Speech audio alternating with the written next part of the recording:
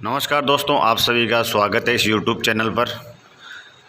आइए ईटीएफ का होल्डिंग देखते हैं। सबसे पहले alpha, auto 20, bank 20, CPSE ETF, HDFC small cap, Hang Seng 20, ICB 20, IT 20, PSU bank, इनमें अभी जो होल्डिंग बनी हुई है।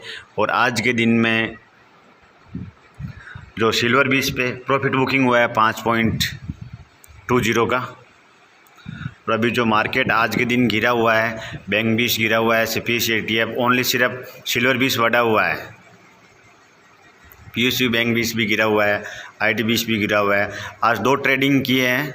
एक तो ऑटो 20 में 19 क्वांटिटी बाई किया है, एचडीएफसी स्मॉल कैप में 27 क्वांटिटी बाई किया है। जो ईटीएफ अपने स्विंग ट्रेडिंग पे उस हिसाब से बाई कर रखा है इनको।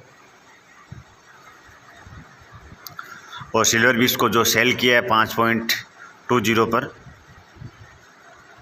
प्रॉफिट बुकिंग किया था। तो ये आप स्क्रीनशॉट देख सकते हैं सिल्वर 20 का, जिसमें 1965 रुपये का प्रॉफिट बुक हुआ है।